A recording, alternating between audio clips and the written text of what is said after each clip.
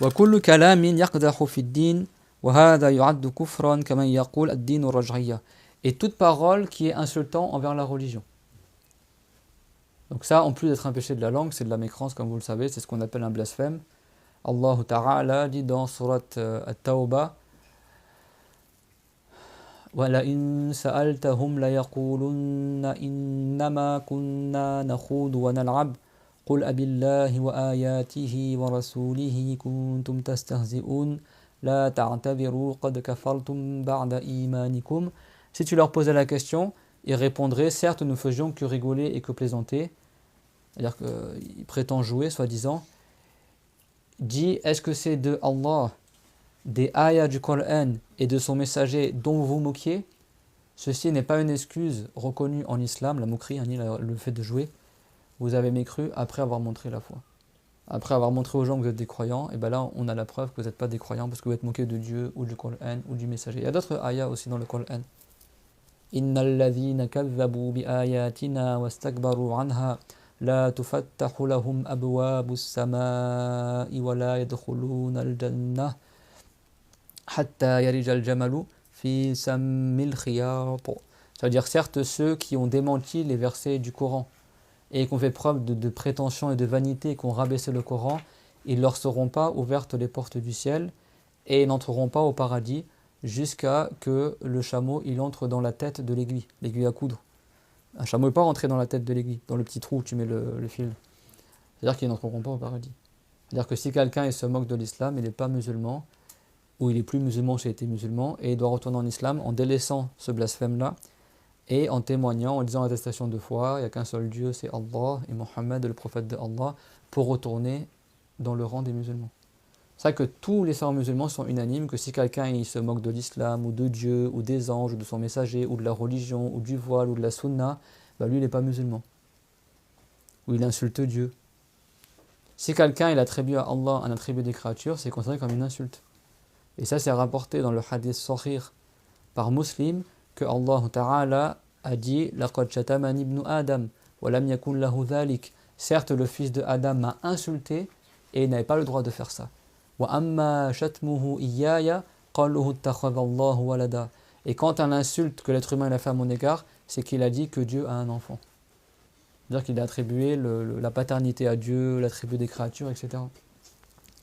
C'est aussi à cet effet-là que Dieu a descendu la ayah وَجَعَلُوا لَهُ مِنْ عِبَادِهِ جُزْءًا إِنَّ الْإِنسَانَ لَكَفُورٌ مُبِينٌ. Et ils ont attribué à Allah des parties de ces créatures. Certes, ces humains-là sont des mécrants avérés, parce que Banu Khuzara, il disait que les anges sont les filles de Dieu. Et dans le Coran, Dieu a dit إِنَّ الَّذِينَ لَا يُؤْمِنُونَ بِالْآخِرَةِ لَا يُسَمُّونَ الْمَلَائِكَةَ تَسْمِيَةَ الْأُنْثَى. Dire certes, ceux qui ne croient pas au jour dernier, ils nomment les anges par des noms de femmes. Ça, c'est pour ça que je vous dis que la croyance que Dieu est un corps ou qu'il a des enfants, ça existait avant les Wahhabites. Les Wahhabites, ils ne vont pas dire que Dieu a un enfant, mais ils disent concrètement que Dieu est un corps. Alors ils vont dire, ah ben non, on n'a jamais dit Allahu Jisam. Ouais, mais quand tu dis que Dieu a des mains, un bras, une jambe et qu'il est établi ou qu'il monte et qu'il descend, ça c'est qu'un corps qui est caractérisé par ça. Tu auras beau dire c'est pas un corps. Si moi je te dis, tu connais ses coups, alors il a deux bras, il a deux yeux, il a une langue, il a des oreilles, mais attention, c'est pas un corps. Hein. Arrête de te moquer de moi. Ou alors c'est un corps pas comme nous. Les anges sont des corps pas comme nous. Les anges sont des corps impalpables. Est-ce que ça veut dire que les anges c'est Dieu parce qu'ils ne sont pas comme nous? Allah Ta'ala, il a nié la ressemblance de quelque manière que ce soit. C'est pas juste une ressemblance au niveau de la forme ou de la couleur, ou etc. Non, Dieu il n'a pas d'apparence du tout. Laïsa kamithlihi shay'un, c'est-à-dire pas une chose n'est comme Dieu. C'est-à-dire de n'importe quelle manière que ce soit. Eux, les Wahhabites, ils comprennent cette ayah, que c'est-à-dire que Dieu, il a une main, Dieu, il a un visage, mais sa main, elle n'a pas la même forme que la nôtre. Dieu, il s'assoit, même pas de la même manière que nous. Dieu, il a un visage et pas comme nous. C'est comme s'ils disaient Dieu, c'est une créature et pas comme nous. Le singe, il a un visage pas comme nous. La mouche, elle ne s'assoit pas comme nous. Le cochon, elle ne s'assoit pas comme nous. Est-ce que ça veut dire que c'est Dieu? Non. Non, ça veut dire que Dieu, il n'est pas un corps du tout. C'est pas un corps qui ne ressemble pas. C'est pas un corps du tout. Parce que le corps, il ressemble au corps. Et celui qui a un corps, il est forcément limité. Et celui qui a une limite a besoin de qui donner cette limite. Et celui qui a besoin est faible, et celui qui est faible n'est pas Dieu. C'est clair, on te montre ça? Donc ça également, ce sont des paroles qu'on considère comme étant une moquerie à l'égard de Allah, une insulte à l'égard de Dieu. C'est vrai que Dieu il a dit dans le sens Ma qaddarallaha haqqa qadrihi, c'est-à-dire ils n'ont pas estimé Dieu à son juste mérite. Concernant les gens qui ont attribué à Allah des caractéristiques de ces créatures. Ou toute parole qui est insultante envers la religion ou envers l'un des prophètes. Donc ça également, c'est quelque chose qui fait sortir la personne de l'islam. Comme on a vu dans le Coran. C'est clair, tout le monde? Ou également, concernant les savants de l'islam, si quelqu'un il insulte tous les savants de l'islam, il dit tous les savants de l'islam sont des égarés, ben lui il aurait insulté les prophètes également. Par contre, il y a certains savants qui sont égarés, ou certains égarés qui se prétendent savants. Le fait que tu insultes un ou deux savants égarés, parce que des fois, les gens ils ont de la science dans le hadith, mais ils sont ignorants dans la croyance, par exemple. Tu as certains égarés qui étaient des savants dans la langue arabe, mais qui étaient égarés, par exemple les Mu'tazila, tu as Zamarshari, qui est quelqu'un qui avait de la science dans la grammaire, mais il a utilisé la grammaire pour falsifier le Coran. Et c'était quelqu'un de la secte des Mu'tazila. Bah, lui, c'est un savant dans la grammaire, mais c'est un égaré dans la croyance. Ça existe, c'est clair, tout le monde? Donc, si quelqu'un il blâme un savant, à juste titre, ça c'est pas l'égarement. Par contre, de dire que tous les savants sont égarés, comme les Wahhabites, ils considèrent que tous les savants, Mohammed ibn Abdel Wahhab, ils considèrent que tous les savants qui étaient avant Taymiyyah, ils n'étaient pas sur l'islam. C'est-à-dire que l'islam il s'est interrompu. Vous savez qu'à l'époque où Mohammed ibn Abdel Wahhab il est apparu, les gens ils se moquaient de lui, ils disaient mais d'où t'as pris ton islam si pour toi tous ceux qui t'ont précédé n'étaient pas musulmans? Parce qu'ils disent quoi les Wahhabites? Oui, rahimahullah, c'est le cher de l'islam, il a ramené le tawhid. Donc si à l'époque du prophète, c'est un lapsus révélateur, parce que pour eux c'est limite un prophète, Mohammed ibn Abdel Wahhab, si à son époque, Ibn Abdel Wahhab, il n'y avait plus de tawhid sur terre, alors d'où il a pris le tawhid? De quel savant il a pris son islam? Son propre père, à Mohammed ibn Abdel Wahhab, il a mis en garde contre lui. Son propre frère, Sulaiman ibn Abdel Wahhab, a mis en garde contre lui. Les propres chouyours, à Médine, tout ça, de Mohammed ibn Abdel Wahhab, ont mis en garde contre lui. Sa famille ont mis en garde contre lui. Ses enseignants ont mis en garde contre lui. Et on parle de ses contemporains. D'où il a pris sa religion? Vous savez qu'est-ce qu'il a répondu, Mohammed ibn Abdel Wahhab? Il a dit « Hadha wahyu ilham » ka wahyi al-Khadir. Il a dit c'était une inspiration divine, tout comme al-Khadir, il a été inspiré par Allah quand il a dit à Moussa les choses cachées, etc. C'est ça la réponse de Mohammed ibn Abdel Wahhab. Parce qu'ils n'ont aucune chaîne de transmission qui remonte jusqu'au prophète Mohammed alayhi salatu wassalam. Dinul Wahhabiyya, dinun maqtur'. La religion des Wahhabites, c'est une religion qui n'a pas de chaîne de transmission qui remonte jusqu'au prophète Mohammed alayhi salam. Contrairement à Ahlus Sunnah wal Jama'a, les Ash'arites et Maturidites, qui eux, leur connaissance remonte jusqu'à l'époque des compagnons. Parce que Abul Hassan al-Ash'ari et Abu Mansour al-Maturidi, rahimahumallah, ils ont résumé quoi? C'est pas venu quelque chose de nouveau. Ils ont pris ce qui était avant, ils l'ont résumé, ils l'ont agencé, ils ont extrait des Corans et du Hadith les preuves textuelles pour appuyer les paroles des gens du Salaf, et ils ont fondé comme ça deux grandes écoles dogmatiques dans la croyance pour résumer la croyance d'Ahlus Sunnah wal Jama'a, qui est l'école des Ash'arites et des Maturidites, qui sont juste des écoles dans la manière de s'exprimer dans la croyance, mais qui ne sont pas des écoles dans le sens qu'ils ont amené une nouvelle croyance ou une croyance différente des gens du Salaf. Alors que les Wahhabites, Mohammed ibn Abdel Wahhab, il n'a pas pris quelque chose d'avant et il l'a résumé et il l'a remis au goût du jour. Il est venu avec une nouvelle religion. Il n'a pas pris ce du Salaf, il a pris certains égarements d'Ibn Taymiyyah et d'Ibn Qayyim al-Jawziyya et ils ont ajouté des trucs en plus. Comme l'interdiction du Mawlid par exemple. Qu'Ibn Taymiyyah dans son livre Iqtida as-Sirat al-Mustaqim, il a dit Al-Mawlidu qad yaf'aluhu ba'du an-nas wa qasdum bidhalika hasan wa qasdum hasan falahum bidhalika ajr. Dans son livre Ibn Taymiyyah, dans son livre Iqtida as-Sirat al-Mustaqim, il a dit le Mawlid, c'est possible que certaines personnes le fassent et s'ils ont une bonne intention en cela, ils ont des récompenses. Alors que Mohammed ibn Abdel Wahhab, dans un de ses livres, il blâmait un savant de son époque et il a dit pourquoi tu vas au Mawlid alors que tu sais que c'est du shirk. Et les Wahhabites ils disent que la viande qui est égorgée pour le Mawlid, elle est plus haram que le porc. A'udhu billah, ils disent que c'est du shirk pour le Mawlid. Ils disent soi-disant qu'on adore le prophète Mohammed alayhi salatu wassalam. Alors que le prophète Mohammed, quand un bédouin le demandait pourquoi tu jeûnes le lundi, il a dit Hadha yawmun wulidtu fihi. c'est un jour dans lequel je suis né. Le prophète lui-même est jeûné tous les lundis en commémoration du jour où il est né, le jour du lundi. Et le mois de Rabi'in al-Awwal, c'est un mois qui a un mérite dans la religion. Par le consensus des savants, c'est le mois où il est né le prophète Mohammed. Et tous les savants sont d'accord que c'est un mois. Le consensus des savants dire qu'ils sont d'accord que c'est un mois qui a un mérite en islam. C'est clair, tout le monde? Donc on termine notre cours par cela, Inch'Allah, pour se rappeler le prophète Mohammed, alayhi salatu wa salam. Je vais vous lire certaines choses que les savants musulmans ils ont mentionnées dans les livres. Et donc là, en l'occurrence, c'est l'explication du grand livre de Ibn Hajar al-Asqalani, que c'est celui qui a commenté le Sahih al-Bukhari, Ibn Hajar, qui était un grand savant ash'arite sunnite, et pourtant les wahhabites, des fois, ils le prennent comme référence quand ils parlent dans des explications du hadith. Toute la science du hadith, elle nous est parvenue via les savants ash'arites. Toute la science du tafsir nous est parvenue via les savants ash'arites et maturidites. Toutes les sciences de la religion, elles sont parvenues via les savants ash'arites et maturidites. Même ce que les wahhabites ils enseignent dans Usul al-Fiqh, etc., ça vient des savants ash'arites et maturidites. Sans nos livres à nous, sans les livres de Ahl-Sunnah wal-Jama'a, les wahhabites ils n'auraient rien enseigné dans le fiqh, rien enseigné en langue arabe. Et c'est ça où tu vois leur hypocrisie. Parce qu'ils nous déclarent égarés, mais après ils citent Al-Bukhari et Muslim. Al-Bukhari et Muslim, c'était des wahhabites? C'était pas des wahhabites. C'était des gens qui étaient sacrants de l'ash'arite et maturidites. Sinon, Al-Bukhari, il n'aurait pas rapporté dans son tafsir. Il y en a qui disent que je mente. Ouvre le tafsir d'Al-Bukhari. Les gens ils disent tu mentes. Et vas-y dire que tu mentes, t'es un menteur. Prends le livre en arabe et lis ce qu'il y a dedans. Quand Al-Bukhari il a rapporté l'explication de la ayah Kullu shay'in halikun illa wajhahu, il a dit illa mulkahu wa qila ma yutaqarrabu bihi ila Allah.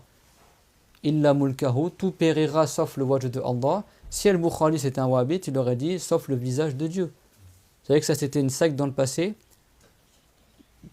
qu'on appelait justement le Jahmiya. Les wahhabites ils aiment trop nous dire qu'on est Jahmiya alors que c'est eux qui sont la même croyance que Jahm ibn Safwan. Jahm ibn Safwan c'est quelqu'un, même d'autres, il y avait un qui s'appelait Abu Simran al-Tamimi. C'est bon? Abu Simran al-Tamimi, c'est quelqu'un, lui, il a lu la ayah Kullu shay'in halikun illa wajhahu. Vous savez qu'est-ce qu'il a dit, Ibn Simran al-Tamimi? Il a dit toute chose périra sauf le wajh de Allah. Donc il a dit les cieux vont périr, les terres vont disparaître, les humains vont mourir, tout ça, et Dieu va périr sauf son wajh. Et il a fait comme ça. Ça c'était pas les wahhabites, ça c'était un égaré qui s'appelait, avant les wahhabites, ça s'appelait Abu Simran al-Tamimi. Il disait même Dieu va périr, va disparaître, mais il restera son wajh. C'est comme ça qu'il a compris Kullu shay'in halikun illa wajhu. C'est quoi l'ignorance? Al-Bukhari, il rapporte des savants du salaf, parce qu'Al-Bukhari c'est quelqu'un du salaf, et il rapporte de ceux qui l'ont précédé, donc ils sont encore plus loin dans le salaf. Il a dit illa mulkahu, sauf la souveraineté de Dieu. C'est-à-dire que les créatures vont mourir, mais Dieu, il sera toujours le Seigneur des créatures. Il aura toujours la souveraineté absolue. C'est bon? Waqila, et il a été dit, c'est la parole d'Al-Bukhari, Waqila ma yutaqarrabu bihi illa Allah. Et il a été dit, ceux par lesquels on recherche l'agrément de Dieu. C'est-à-dire même si les créatures elles meurent, nos bonnes actions elles demeurent, elles resteront dans l'au-delà. C'est clair, mon demande, c'est ça l'interprétation des salafs. Même si la plupart des savants du salaf n'ont pas interprété en détail les ayats équivoques, mais dans certains cas de figure, ils ont dit des sens détaillés. Mais la plupart des savants du salaf, ils interprétaient de manière générale, ce qu'on appelle le tafwid. C'est-à-dire, ils disaient, c'est rapporté d'une manière qui sied à Allah, qui est digne de Allah, mais on ne rentre pas dans le détail, qu'est-ce que ça veut dire. Mais il y a certains savants comme Al-Bukhari, comme l'imam Ahmed, comme Ibn Abbas, dans certaines occasions, ils ont donné des sens précis. Ibn Abbas, quand il a expliqué la ayah Allahu nuru samawati wal ard, il n'a pas dit Dieu est la lumière des cieux de la terre. Il a dit Allahu hadi al iman, hadi al mu'minin ila nur al iman. Il a dit Dieu est celui qui guide les gens vers la lumière de la foi. Donc Nour pour Dieu, ça ne veut pas dire que Dieu c'est une lumière, c'est-à-dire que c'est celui qui guide vers la lumière de la foi. Et certains savants ont dit Dieu il a illuminé par le soleil et les étoiles les cieux et la terre.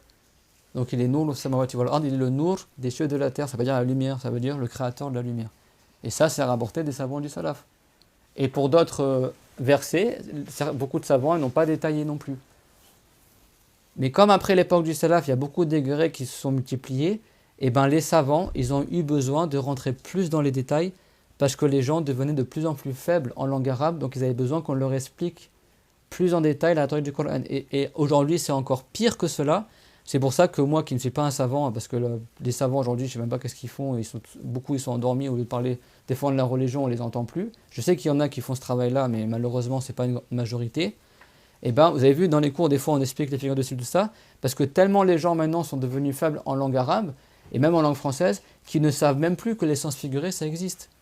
Donc tu es obligé de leur faire des cours de rhétorique pour leur dire, tu sais, dans la langue, il y a des sens figurés. Des fois, on dit dans les mains de la justice ou aux yeux de la loi, et ça ne veut pas dire qu'il y a une main ou des yeux, mais ça veut dire selon le jugement d'eux, n'est-ce pas? On dit la France a tendu la main à tel pays, personne ne va croire que la France a une main. Alors pourquoi quand tu emploies des expressions comme ça pour Dieu, les gens ils vont croire que ça veut dire que Dieu a des mains? Vous comprenez ce que je veux dire? Babu dhikri mawlidihi sharifi wa irda'ihi alayhi salam وما وقع فيهما من العجائب والآيات الخوارق الغرائب. Donc Ibn Hajar al-Asqalani, donc, qui a expliqué le Sahih al-Bukhari, qu'on a dit tout à l'heure, il a écrit des vers de poésie pour raconter la vie du prophète, qu'on appelle al-Rujala, sunniya, c'est bon? Et il y a un savant, qui s'appelle al-Munawi, il a fait une explication de ces vers de poésie, et il a étayé ce sujet-là, c'est un livre qui a plusieurs siècles, et c'est ce qu'on va lire aujourd'hui, Inch'Allah ta'ala. Donc les savants, tellement, vous avez vu là, on est loin des wahhabites. Hein. Les savants sunnites, écoutez bien, tellement ils étaient forts en langue arabe que des fois leurs livres de religion, ils les écrivent en vers de poésie. Avec des rimes, etc. Comme là le livre qu'on va voir aujourd'hui, c'est écrit en vers de poésie. Donc les vers de poésie en langue arabe, c'est écrit comme ça en fait. C'est 2 colonnes et tu lis comme ça en fait. Et tu sépares à chaque fois les 2 phrases. C'est vrai qu'on appelle la poésie. Et tu verras que le Coran n'est pas écrit comme ça. Le Coran, c'est pas de la poésie. C'est bon? Ça montrait l'éloquence à l'époque de Mohammed ibn Abdel Wahhab quand il est apparu. Tellement il disait, comme on dit aujourd'hui, des dingueries, qui prenaient tout au pied de la lettre. Les savants, juste pour se moquer de Mohammed ibn Abdel Wahhab, ils écrivaient des vers de poésie et ils le cassaient comme ça. Ils disaient, là, tu dis quoi pour ces vers de poésie-là? Et là, tu le comprends comment? Et là... En fait, pour le casser, pour dire, mais toi, tu es ignorant en langue arabe, tu ne connais pas les figures de style, tu ne connais pas la rhétorique. وولد النبي عام الفيل أي في ربيع الأول الفضيل ليوم الاثنين مباركا أتى لليلتين من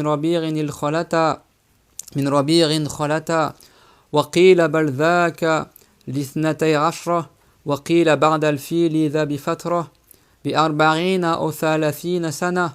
Donc ça c'est les vers de poésie. Et après le savant il explique. C'est-à-dire le prophète alayhi salam, il est né l'année de l'éléphant, c'est-à-dire dans le mois de Rabi' al-Awwal. Donc on dit Rabi' al-Awwal ou Rabi'un al-Awwal, c'est Rabi'un al-Awwal, c'est pas Rabi'ul Awwal, il y a un tanwin sur le mot Rabi', c'est bon? Al-Fadili, il a dit le savant, c'est Ibn Hajar al-Asqalani. Al-Fadili, ça veut dire le mois qui est méritable, c'est bon? Le mois où le prophète sallam il est né. L'yawm il-ithnayn mubarakan ata, un lundi, il est venu, il est né au monde un lundi, un jour béni. Lilaylatan min rabi'in al-khalata, 2 nuits après le début du mois de Rabi'in al-Awwal, c'est bon? Donc les savants ont divergé quand est-ce que le prophète il est né, mais ils sont tous d'accord qu'il est né un lundi. C'est bon pour tout le monde? Et après, bon, il y a la suite des vers de poésie. De toute façon, dans le commentaire, vous allez voir que ça reprend ce qui est marqué dans les vers de poésie. Wulida sallallahu alayhi wa sallam bi Makkata dakhil az-zuqaq al-ma'rufi bi zuqaq al-mudakkak bid-dal al-muhmala fi darin kanat bi yadi Aqil ibn Abi Talib thumma ba'aha ولده من أخي الحجاج ثم جعلتها الخيزران أو زبيدة حليلة الرشيد مسجدا وهو المشهور الآن بمسجد المدكك وقيل ولد بالردم وقيل بالشعب وقيل بعسفان وهو الشاذ وذلك عام الفيل كما في المستدرك عن ابن عباس. Donc Al-Munawi dit dans le commentaire des vers de poésie, le prophète sallallahu alayhi wa sallam est né à la Mecque à l'intérieur du quartier qu'on appelle le quartier de Al-Mudakkak, dans une maison qui appartenait à Aqil, fils de Abu Talib. C'est qui Aqil, fils d'Abu Talib? C'est le cousin du prophète, c'est bon? Aqil, c'est t'as Ali, t'as Ja'far, t'as Aqil, c'est parmi les frères de l'imam Ali ibn Abi Talib et tout. Puis cette maison a été vendue, parce qu'en fait, la maison, écoutez bien ce que je vous dis, la maison où le prophète il est né, c'est bon, salam, elle a été conservée. Les musulmans, ils l'ont conservée pour garder l'endroit béni où le prophète il est né. Et ça énerve les wahhabites. Parce que les wahhabites, pour eux, c'est marqué encore aujourd'hui à la Mecque, ils disent si tu fais la prière à l'endroit où le prophète est né, c'est du shirk, parce que le fait que tu pries à un endroit où le prophète est né, ça veut dire que tu adores le prophète. Alors que c'est rapporté dans le sort de Muslim et autres, quand le prophète il a fait l'histoire al-Miraj, il a prié à Bethléem, à l'endroit où le prophète Jésus est né, et c'est l'ange Jibril qui lui a demandé de prier à cet endroit-là, parce que c'est là le prophète Jésus est né, pour rechercher la baraka. Pour les wahhabites, c'est du shirk. Cette maison-là, donc où le prophète il est né, qu'est-ce qu'on a dit? Elle a appartenu au cousin du prophète à Aqil, c'est bon? Qu'est-ce qu'il a fait après? Il a fait Aqil. Son fils, il l'a vendu à son frère Al-Hajjaj. Puis après, il y a Zubayda. Vous savez, Zubayda, vous le connaissez, c'est la femme de Harun al-Rashid. C'est bon? Elle est une femme de roi. Qu'est-ce qu'elle a fait? Cette maison-là, après, elle a été transformée en mosquée. Comprenez ce que je veux dire? C'est-à-dire que la maison où le prophète il est né, elle a été transmise aux compagnons qui après, ils l'ont vendue à d'autres musulmans, etc. C'est-à-dire que les compagnons et les gens qui sont venus après ont pris soin de la conserver. Et après Zubayda, et certains ont dit que c'était Khayzuran, et certains ont dit que c'était Zubayda. Et bien, comme c'était une femme de gouverneur, tout ça, cette maison-là, qu'est-ce qu'ils en ont fait? Ils en ont fait une mosquée. C'est clairement tout le monde? Carrément, l'endroit où le prophète est né pour que la baraka elle reste. C'est clairement tout le monde ça? Et après, et bon, le livre à l'époque où il a été écrit, c'était avant les wahhabites, etc. Donc les wahhabites, vous savez qu'est-ce qu'ils en ont fait? Bon, après, là, ça a été transformé en plusieurs lieux, etc. Les wahhabites, ils ont récupéré cet endroit-là, ils l'ont transformé en toilette. Ouais. Et après, les musulmans, ils se sont révoltés contre les wahhabites. Et donc les wahhabites, ils ont enlevé les toilettes, ils ont construit une bibliothèque à cet endroit-là, mais ils la laissent tout le temps fermée. Et moi, Wallah al-Azim, peut-être ça a changé, mais en 2011, ou ouais, à peu près vers 2011, je suis parti à la Umrah. Et la maison elle est juste à côté du Sari quand tu termines la Umrah et que tu as fait les 7 trajets entre Safa et Marwa. Tu sors et il y a une cour derrière la mosquée. Et après, un peu plus loin, tu as la maison où le prophète il est né. Et tu as c'est une bibliothèque maintenant où tu ne peux pas rentrer. Et en fait, ils mettent un panneau défilant. Avant, c'était marqué. C'était écrit comme ça sur un panneau. Moi, quand j'y suis allé, c'était un panneau qui défilait en rouge comme ça, en arabe, en anglais, et c'était marqué « Ici est né le prophète Mohammed sallallahu alayhi wa sallam ». Tu sais, ça défile comme ça. En arabe, c'était marqué « Huna wulida Muhammad sallallahu alayhi wa sallam, fala yajuzu fi hazal makan as-salatu wal ». Ils disent « Ici est né le prophète Mohammed sallallahu alayhi wa sallam, il n'est donc pas permis de prier à cet endroit-là, ou d'invoquer, etc. » Et ça défile comme ça. Pour eux, c'est du shirk, soi-disant. Alors qu'il y a un compagnon, Ibn Malik, il est devenu aveugle, et donc il est allé voir le prophète, il a dit « Ya Rasulallah, moi avant je faisais imam pour les gens, mais pour aller faire l'imam avec les gens, je devais traverser une vallée. Or maintenant que j'ai perdu l'usage de mes yeux, je vois plus très bien, et donc s'il pleut, etc., je ne peux plus aller franchir la vallée pour faire imam. Et du coup, je suis obligé de rester chez moi pour faire la prière. Et il a dit, j'aimerais que tu me visites chez moi. Parce que je suis bloqué, je ne peux plus sortir à faire la prière dehors, etc. Et le prophète, il a ramené des compagnons avec lui. Et ils sont venus comme ça en petit groupe à la maison de ce compagnon-là. Et il a demandé autorisation à entrer dans la politesse du prophète. Et le compagnon, il a accepté. Et le prophète, et ça c'est le hadith-là, dans le Bukhari. Il a dit, Aina turid an usalli. Il a dit, où est-ce que tu veux que je fasse la prière? Et le compagnon, il a montré un coin de la maison. Et le prophète, il a prié à cet endroit-là. Et les compagnons, ils ont prié aussi. Et après, jusqu'à sa mort, ce compagnon, il faisait la prière dans cet endroit-là pour la baraka du prophète. Pour rechercher la baraka du prophète. Pour les wahhabites, ça c'est du shirk. Alors que le prophète s'est déplacé exprès à sa maison, parce que c'est très bien que l'endroit où il va prier, après le compagnon, il va prier au même endroit où le prophète l'a prié. Et après la mort du prophète, c'est rapporté dans le Bukhari que le fils de Omar al-Khattab, Abdullah ibn Rabbar, il allait à tous les endroits où le prophète s'était arrêté, où il avait prié, et il priait au même endroit pour acheter la baraka. Et jusqu'à aujourd'hui, c'est les traditions, quand les gens vont au pèlerinage ou à Médine, tout ça, ils recherchent les endroits où le prophète a fait le wudu, les endroits où le prophète il a prié, etc. N'est-ce pas? Pour la baraka. Et tout ça pour les wahhabites, c'est du shirk. Alors que le prophète, il nous l'a enseigné. C'est lui qui nous a enseigné ça, le prophète, alayhi salam. Ça montre leur extrémisme aussi, quoi. Et donc, ça a été carrément transformé en mosquée à l'époque. C'est vrai que les wahhabites, jusqu'à aujourd'hui, hein, ils ont détruit la maison de Khadija, et c'est maintenant, c'est là où il y a les toilettes. Ils ont fait des toilettes à la place.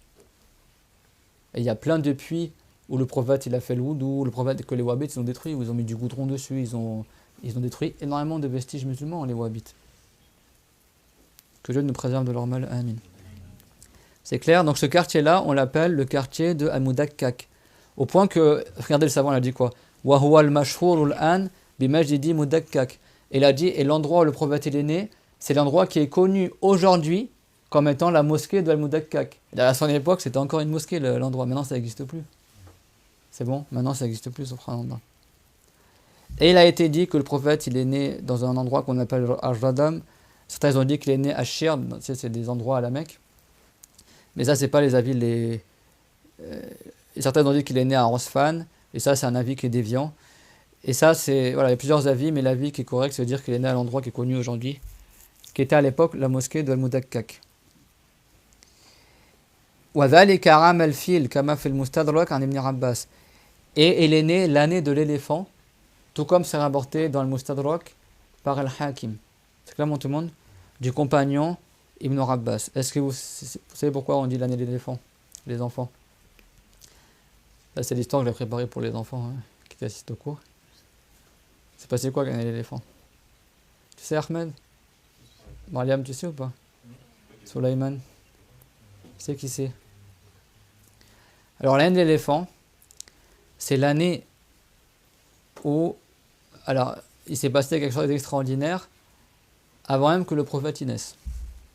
Avant même que le prophète y naisse, alayhi salam.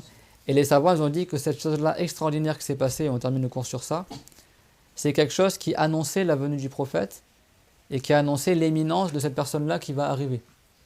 Et c'est une chose extraordinaire qui s'est passée à la Mecque. Et donc, le prophète, alayhi salam, les savants ils ont divergé à quelle date il est né. Alors, il est né un lundi, mais est-ce qu'il est né... Alors, ce qui est connu, c'est qu'il est né le 2 de Rabi'in al-Awwal. Il y en a, ils ont dit le 12.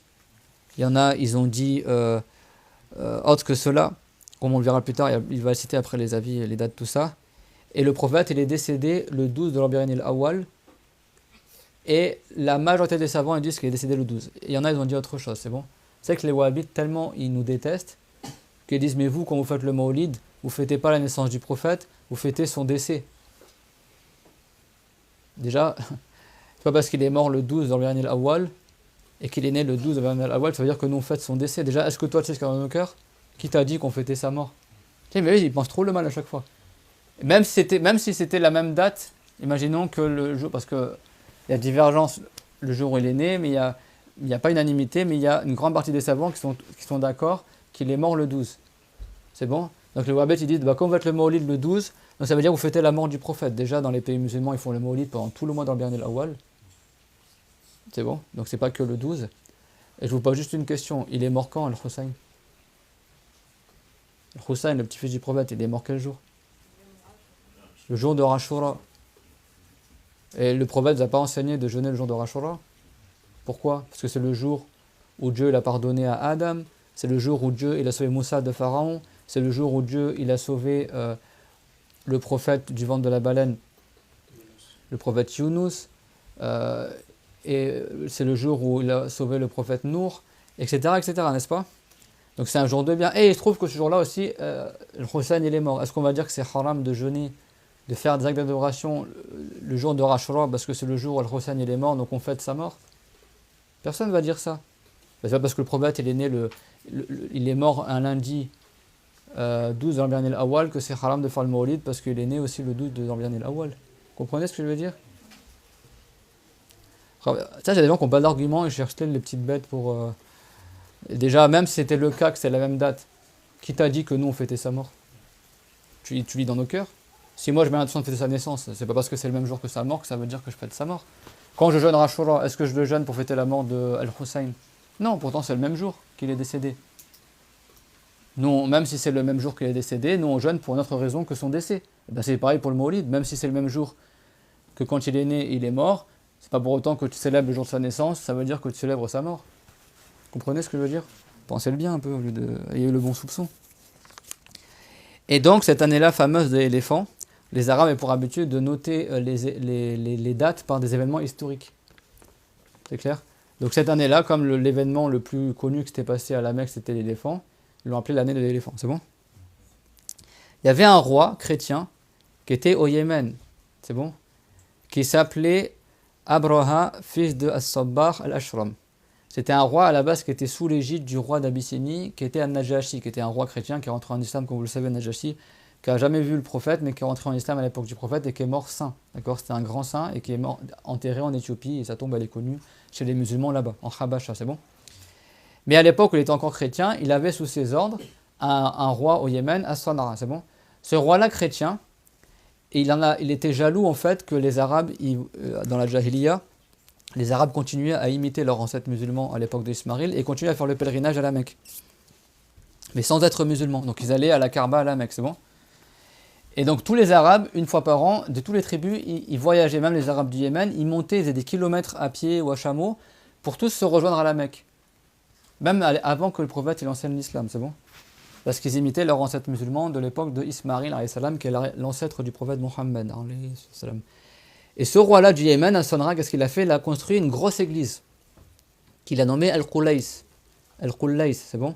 As-Sanra au Yémen. Et il a fait ça, en fait, comme ils ont fait les Wahhabites avec le Big Ben, là, pour essayer de détourner les gens d'aller à la Kaaba. C'est bon? Donc il a dit, je vais construire une grosse église immense à Sanra, comme ça les gens, au lieu d'aller faire le Hajj à la Mecque, ils vont aller faire, soi-disant Lourdes, ils vont aller faire leur pèlerinage à l'église que j'ai construite à Sanra. Or, ça n'a pas marché. Tu as un arabe de Kinana, de la tribu de Kinana, qu'est-ce qu'il a fait? Il est parti dans l'église et il a fait caca dans l'église pour se moquer de leur église. Et du coup, le roi, ça l'a mis tellement en colère qu'il a dit, je jure que je vais détruire la Kaaba. Et certains savants, ils ont dit autre chose. Ils ont dit que tu avais des bédouins qui étaient non loin de l'église. Ils ont allumé un feu et Dieu a fait que le vent il fasse voltiger le feu, et le feu a atterri sur l'église et ça a mis le feu à l'église et l'église l'a brûlé. Et du coup, tellement le roi Abraha, il avait la haine que son plan a échoué, qu'il a dit, je vais certes détruire la Kaaba. Donc il a préparé un gros éléphant qui s'appelait Mahmoud, et certains ils ont dit qu'il avait 12 éléphants avec lui aussi. Un gros éléphant, donc c'est le fameux éléphant de l'année de l'éléphant, qui était un éléphant très costaud. Il a dit, voilà, je vais ramener cet éléphant à la Mecque et il va détruire la Kaaba. Donc, et il est parti avec une armée, c'est bon? Donc ils sont partis à la Mecque avec un gros éléphant. Et là, il y avait, le prophète n'était pas encore né, mais il y avait son grand-père qui est Abdul Muttalib. Donc les gens, ils ont eu peur, ils ont vu qu'une armée là avec un gros éléphant, etc. Donc les gens, ils sont partis se protéger, tout ça. Et eux, ils ont arrivé, qu'est-ce qu'ils ont fait? Ils ont attaqué les troupeaux de bétail des Arabes à la Mecque. Et donc parmi ce qu'ils ont attaqué, ils ont volé 200 chameaux au grand-père du prophète, qui était Abdul Muttalib. C'est bon? Et après, ils ont dit, voilà, ramenez-moi votre chef, tout ça, et annoncez-leur que nous, on n'est pas venus pour faire la guerre, on est juste venus détruire cette maison, cette Kaaba. Donc si vous nous laissez faire, vous nous laissez passer, nous, on ne va pas vous combattre. C'est clair? Or, la Kaaba était extrêmement honorée à l'époque des Arabes, et malgré le fait qu'ils n'étaient pas musulmans à cette époque-là, mais ils honoraient la Kaaba. C'est pour ça que Dieu il a dit فَلْيَعْبُدُوا رَبَّ هَذَا الْبَيْتِ لِإِيلَافِ قُرَيْشٍ إِيلَافِهِمْ رِحْلَةَ الشِّتَاءِ وَالصَّيْفِ فَلْيَعْبُدُوا رَبَّ هَذَا الْبَيْتِ الَّذِي أَطْعَمَهُم مِّن جُوعٍ وَآمَنَهُم مِّن خَوْفٍ. C'est soit Quraysh, ça veut dire quoi? Pour le pacte de Quraysh. C'est quoi le pacte de Quraysh? Écoutez bien. Comme Quraysh étaient les gardiens de la clé de la Kaaba, tous les Arabes en Arabie ils les respectaient. C'est-à-dire quand ils voyageaient, les Arabes, personne ne les attaquait dans le voyage, parce qu'ils savaient que ce sont les garants de la Kaaba. Donc, le voyage de l'été et de l'hiver, c'est-à-dire quand en hiver, ils descendaient au Yémen, parce qu'il fait plus chaud, donc ils descendaient en hiver au Yémen pour le commerce, personne ne les attaquait. Et en hiver, et en été, quand il fait très chaud, ils montaient dans le nord, comme ça il fait moins chaud, ils montaient dans les pays du Cham. Donc on appelle le voyage de l'été et le voyage de l'hiver. Personne ne les attaquait. Pourquoi ils n'attaquaient pas les Arabes? Parce que c'est eux qui étaient les gardiens de la Kaaba. Là on parle dans la Jahiliya. Et donc Dieu les a blâmés. Il a dit, le fait que vous gardez la Kaaba, ça vous a donné un mérite chez les Arabes. Et grâce à cette chose-là que Dieu l'a créée pour vous, aucun Arabe vous attaque. فَلْيَعْبُدُوا رَبَّ هَذَا الْبَيْتِ. Alors qu'ils adorent le Seigneur de la Kaaba. Eux, ils respectent la Kaaba, mais ils n'adorent pas le Seigneur de la Kaaba. Vous comprenez ce que je veux dire? Ceux qui les a nourris alors qu'ils avaient faim et qui les a protégés alors qu'il y avait l'insécurité. C'est grâce à la Kaaba que Dieu il a fait que les Arabes n'attaquaient pas les Quraysh dans leur voyage. Et malgré ça, Quraysh ne voulait pas adorer Allah. Vous avez vu comment Dieu a répliqué aux Mouchriquines. Et donc, même quand ils ont voulu détruire la Kaaba, les gens n'étaient pas encore musulmans, mais ils respectaient la Kaaba. Et donc, Abdul Muttalib, il est parti voir Abraha, parce que c'était quand même de noble, c'était le plus noble des Arabes, c'est le grand-père du prophète, alayhi salam, qui n'a pas connu l'islam malheureusement, il est mort, mais il ira au paradis parce qu'il n'a pas reçu l'appel à l'islam, donc il sera parmi les mouchikines qui ne seront pas châtiés dans l'au-delà, parce qu'ils n'ont pas reçu l'appel à l'islam. Mais c'était pas des musulmans non plus, d'accord? Il y a une partie des non-musulmans qu'on appelle Ahlul Fatra, ceux qui n'ont pas reçu l'appel à l'islam, ils ne seront pas châtiés dans l'au-delà, et ils iront au paradis, mais ils n'auront pas de degré au paradis. C'est bon? Mais ils ne seront pas châtiés parce qu'ils ne sont pas responsables, c'est clair? Et donc, tellement il avait de la prestance, le grand-père du prophète, écoutez bien les enfants, que Abraha, il a été impressionné. Et il lui a plu, tu vois, il a vu que c'est quelqu'un de noble et tout ça. Il a dit, écoute, demande-moi ce que tu souhaites, c'est quoi ta requête? Abraha, c'était le roi du Yémen. Quand il a vu le grand-père du prophète, qui était avec beaucoup de prestance, il a vu que c'était quelqu'un qui n'était pas n'importe qui, il a dit, c'est quoi ta requête? Et lui, il a dit, ma requête est que tu me rends les chameaux que tu m'as volés. Et là, alors tu vois, Abraha, il a fait son armée du Yémen. Le Yémen, c'est le sud de l'Arabie. C'est-à-dire qu'il a fait des centaines de kilomètres, voire des milliers de kilomètres pour monter jusqu'à la Mecque, pour détruire la Kaaba. Ah, il a déplacé des éléphants. Enfin, tu imagines les mois de marche et tout ça. Enfin, il s'attaque vraiment au symbole des Arabes, vraiment le truc le plus sacré chez les Arabes, la Kaaba, etc. Et quand tu as le chef des Arabes, enfin le grand noble des Arabes qui arrive pour sa requête, il a dit, bah moi je veux que tu me rendes mes chameaux. Et là, Abraha, il a été sidéré. Il a dit, mais tu es tombé dans mon estime. Juste pour répliquer entre parenthèses au wahhabite. Tu sais comment on dit en arabe, tu es tombé dans mon estime? Tu sais, en français, on dit ça, dans le sens que je t'estimais et maintenant je t'estime plus. On dit pas ça, tu es tombé dans mon estime. On dit quoi en arabe? Saqata min ayni. Il est tombé de mon œil. C'est comme ça qu'on dit en arabe. C'est-à-dire qu'avant, je le voyais je le regardais avec respect. Et on dit Saqata min ayni. Là, ils vont dire quoi les wahhabites? Il faut prendre au sens propre, la personne elle est tombée de ton œil, tu avais la personne là, sur ta paupière, elle est tombée. Là, ça montre à quel point ils sont ignorants en langue arabe. La ayn en arabe, des fois, ça veut dire aussi l'estime, ça veut dire aussi l'espion en arabe aussi. Et donc, c'est ce qu'il a dit, Abraha. Il a dit tu es tombé de mon œil. Et il lui a dit tu es le noble de Quraysh, moi j'attaque votre lieu sacré que vous respectez tous, et toi, au lieu de demander qu'on épargne vos lieux saints, tu viens me parler de tes chameaux? Tu sais qu'est-ce qu'il a répondu, le grand-père du prophète? Il a dit, moi je suis le seigneur de ces chameaux. Donc je viens récupérer mon droit. Quant à cette maison sacrée, elle a son seigneur et son seigneur la protégera. Alors, nous on n'a pas peur de vous. Cette maison-là, elle était avant même le déluge. Elle était depuis l'époque de Adam. Dieu l'a préservée jusqu'à aujourd'hui. Même si à la fin du monde elle sera détruite malheureusement. Par des gens de Habasha, justement, des gens d'Éthiopie. Mais c'est vrai que le prophète l'a dit Hujju qabla an la tahujju. Faites le pèlerinage avant de pouvoir le faire. Parce qu'elle sera détruite le jour dernier. C'est parmi les signes de la fin du monde. Et il a dit donc moi je réclame mes chameaux. Et après, Abdul Muttalib, le grand-père du prophète, il est parti dans la Kaaba et il a invoqué Allah pour qu'il protège la Kaaba. Et donc le roi, ça l'a encore plus énervé. Imagine toutes les vestes qu'il se prend. Construire une église, elle a été brûlée ou quelqu'un l'a déféqué dedans. Il préparait une armée pour faire peur à tout le monde et détruire la Kaaba. Tout le monde, clairement, tout le monde n'en a rien à faire. Le chef de Quraysh, la seule chose qu'il veut, c'est qu'on lui rende ses 200 chameaux qu'on lui a volés. Enfin, t'imagines comment, psychologiquement, il doit avoir la haine, il doit avoir le seum. Et donc, ça l'a encore plus énervé. Et en fait, à chaque fois qu'il voulait diriger Mahmoud, l'éléphant, là, contre la Kaaba, l'éléphant, il freinait. Quand il tournait l'éléphant sur le côté, l'éléphant, il marchait. Quand il tournait dans le sens inverse en direction du Yémen, de Sanra, l'éléphant il commençait à courir. Donc après le retourner à la Kaaba, il s'arrête, il s'assoit, il ne veut pas avancer. Et ils n'ont pas réussi à faire avancer l'éléphant. Et là, Dieu il a envoyé des nuées d'oiseaux, groupe après groupe. Et chaque oiseau, il avait 3 pierres avec lui, des pierres qui sont entre la taille de la lentille et la taille du pois chiche. Et sur chaque pierre, c'était marqué le nom d'un des soldats de l'armée de Abraha. Et l'oiseau est passé au-dessus de la tête de ces non-croyants. Enfin, ils étaient tous non-croyants à cette époque-là, mais de cette armée-là maudite qui voulait détruire la Kaaba. Et la tête, elle tombait sur la tête, elle transperçait leur tête, elle ressortait par la postérieure, et ils sont tous morts comme ça. Et chacun avait son nom sur chacune des pierres. Et je pense que tout le monde connaît Surat al-Fil. D'accord? C'est quoi la sourate? Alam tara kayfa fa'ala rabbuka bi ashabil fil. N'as-tu pas donc vu qu'est-ce qu'a fait ton Seigneur aux propriétaires de l'éléphant?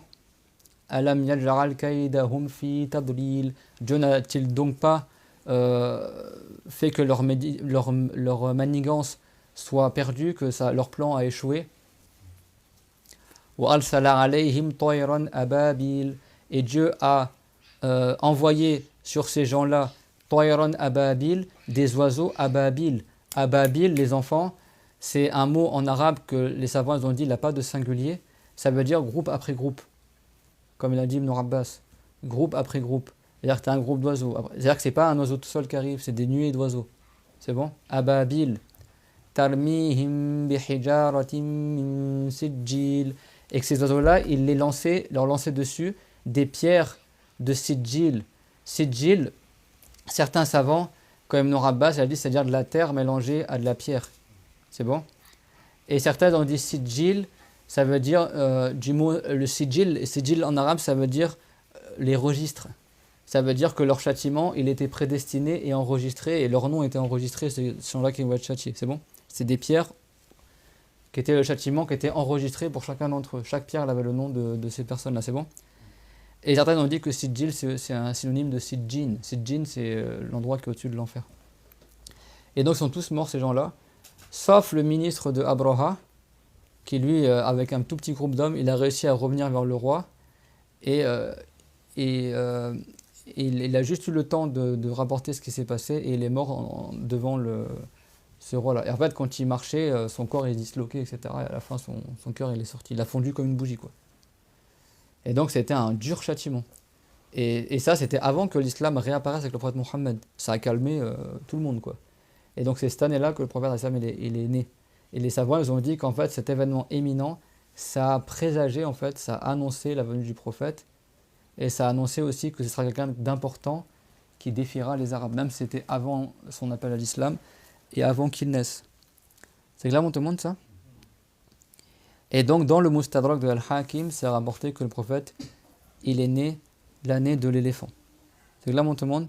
Durant le mois de Rabi'in al-Awwal, un jour béni, comme il a dit, Mubarakan Ata, ay min barakati yawm al-ithnain, c'est-à-dire par la baraka du jour du lundi. Kaunun nabi ata ay wulida fihi wa li hadha jaa fi sunnati tafdiluhu wa tafdilu sawmi fihi.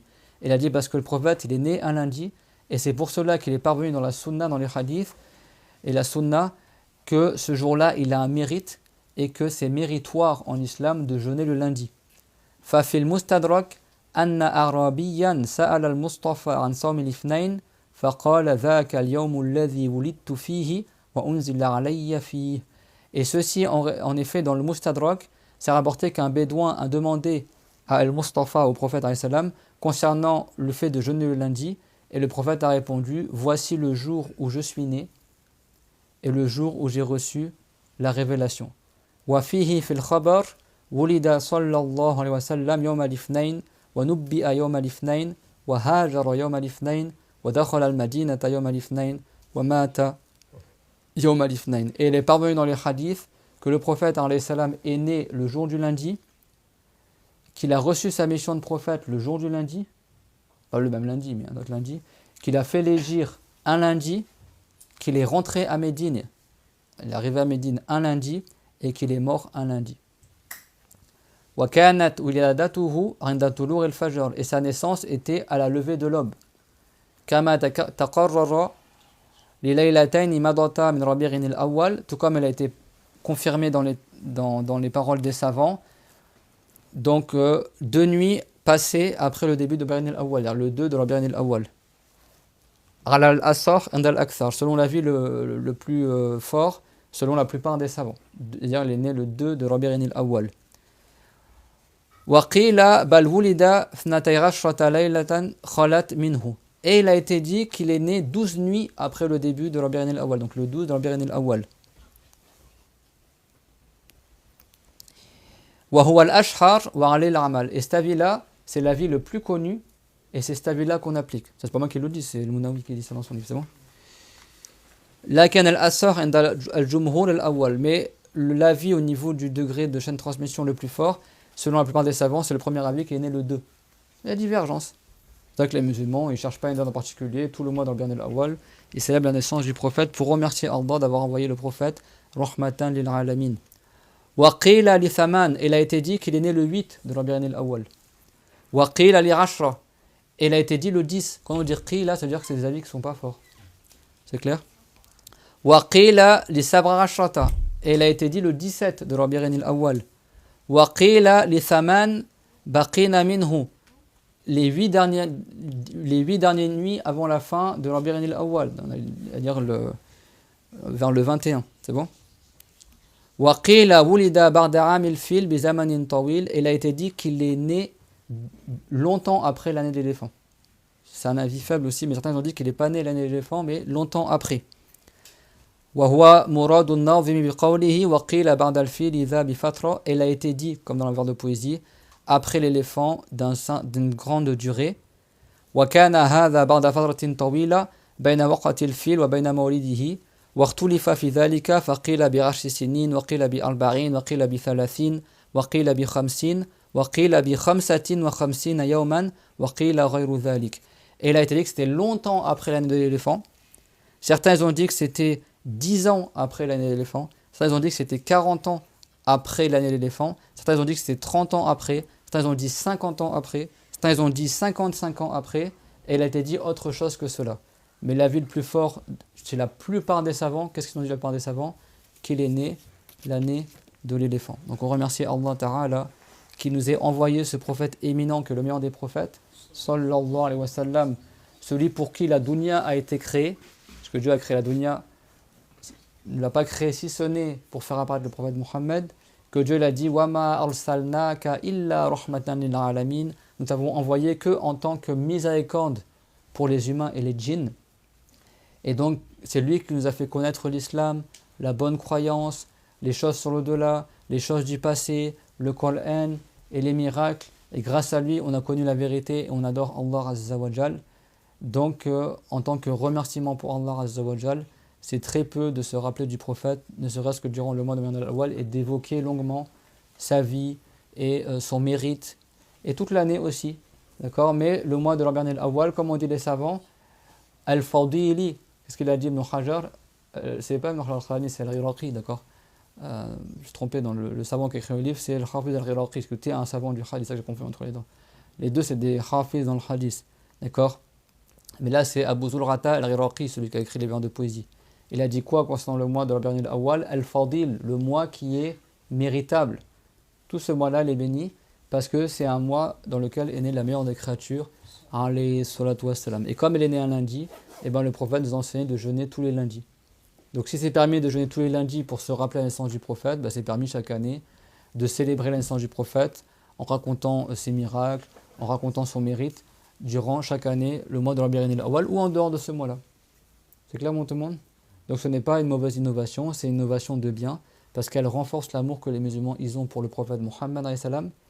Et s'il y a des gens qui hurlent, ça les concerne, et sachez que le premier qui a hurlé pour la naissance du prophète, c'est Iblis le maudit. Et nous, notre exemple, c'est pas Iblis, mais c'est le prophète Mohammed sallallahu alayhi wa sallam. Et le prophète sallallahu alayhi wa sallam, quand il a été demandé pourquoi il jeûne tous les lundis, il a dit Hadha yawmun wulidtu fihi. Ceci est un jour dans lequel je suis né. Walhamdulillahi rabbil alamin. Wa sallallahu wa sallama ala Muhammad ashrafil mursalin wa ala jami'in nabiyyin. ربنا آتنا في الدنيا حسنة وفي الآخرة حسنة وقنا عذاب النار ربنا لا تزغ قلوبنا بعد إذ هديتنا وهب لنا من لدنك رحمة إنك أنت الوهاب اللهم اجز عنا محمدا خير الجزاء وسائر النبيين واغفر لنا وللذين سبقونا بالإيمان وارحم مشايخنا ومشايخ المسلمين المخلصين والحمد لله وصلى الله على محمد وعلى جميع النبيين. لا إله إلا الله لا إله إلا الله لا إله إلا الله.